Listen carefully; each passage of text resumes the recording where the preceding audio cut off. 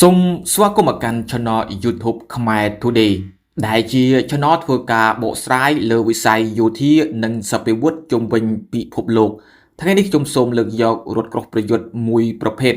ដែលរុស្ស៊ីចូលចិត្តយកទៅប្រើប្រាស់ក្នុងសង្គ្រាមនោះគឺទេ72B3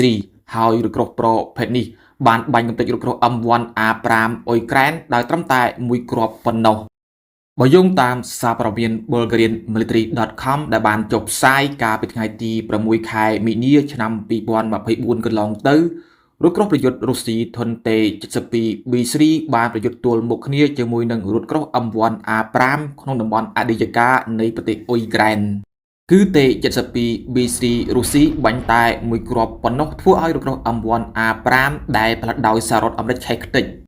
តើរថក្រោះប្រយុទ្ធទេ 72B3 ទំនើបនិងខ្លាំងកម្រិតណាទើបអាចកម្ចាត់សត្រូវត្រឹមតែមួយគ្រាប់នោះសូមទស្សនាវីដេអូនេះដូចតទៅទេ 72B3 គឺជាប្រភេទរថក្រោះប្រយុទ្ធធុនធ្ងន់របស់រុស្ស៊ីដែលគេចាត់ចូលជាចំនួនទី3វាត្រូវបានធ្វើទំនើបកម្មចេញពីរថក្រោះទេ 72B និងត្រូវបានដាក់ប្រើប្រាស់ជាផ្លូវការក្នុងឆ្នាំ2013ដោយរថក្រោះនេះត្រូវបានរុស្ស៊ីយកទៅធ្វើសង្គ្រាមជាមួយនឹងអ៊ុយក្រែនក្នុងឆ្នាំ2014និង2022មកទល់នឹងសប្តាហ៍ថ្ងៃវាត្រូវបានកងទ័ពអ៊ុយក្រែនបាញ់កំទេចជាច្រើនគ្រឿងនិងមួយចំនួនត្រូវបានអ៊ុយក្រែនរឹបអូសយកហើយបានដាក់ប្រើប្រាស់ក្នុងជួរទ័ពរបស់ខ្លួននិងកាលពីឆ្នាំ2017កន្លងទៅទេ 72B3 នេះត្រូវបានគេប្រទះឃើញចូលប្រឡូកក្នុងសង្គ្រាមនៅប្រទេសស៊ីរីដោយរថក្រោះប្រយុទ្ធធុនធ្ងន់ទេ 72B3 មានទម្ងន់45តោនបណ្ដោយស្រុកទាំងកាំភ្លើងធំផងនោះគឺប្រវែង 9.53 ម៉ែត្រទទឹង 3.46 ម៉ែត្រកម្ពស់ 2.2 ម៉ែត្របំពាក់ទៅដោយម៉ាស៊ីនដែលមានកម្លាំង 1130 សេស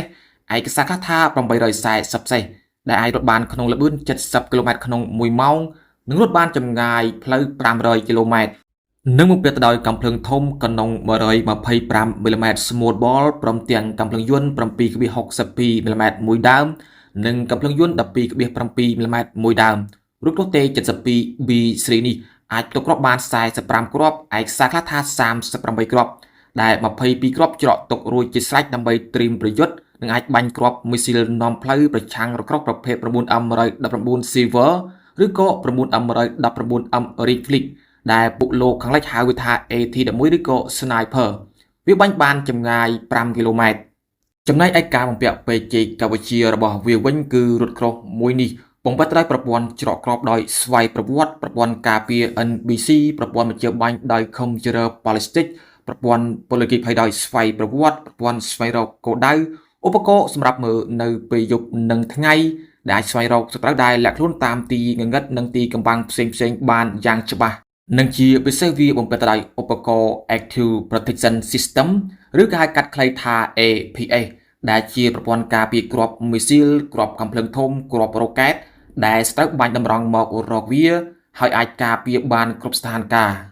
បើទោះបីជាមានការវាយប្រហារតាមផ្លូវអាកាសដោយឧទ្ធម្ភាគចក្រក្តីនិងមានប្រព័ន្ធទំនាក់ទំនងជាមួយនឹងផ្កាយរណប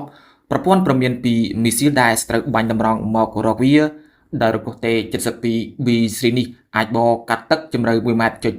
ដោយមិនចាំបាច់ប្រើឧបករណ៍ជំនួយប៉ុន្តែនៅពេលវាប្រើឧបករណ៍ជំនួយទៅគឺអាចបកកាត់ទឹកជម្រៅ 5 ម៉ែត្រចំណែកឯស្រទាប់ដៃថែបដែលស្រោបការពារខ្លួនវិញឬយើងហៅថាអាវក្រោះការពារនោះគឺប្រភេទ Contact Level 5 ចំនួនទី3ឬក៏ហៅថា EOA ដែលអាចការពារគ្រាប់រថក្រោះរបស់សត្រូវដែលបាញ់មករកវាសពថ្ងៃរថក្រោះប្រភេទនេះត្រូវបានរុស្ស៊ីប្រើប្រាស់ក្នុងសមរភូមិប្រយុទ្ធលើទឹកដីអ៊ុយក្រែន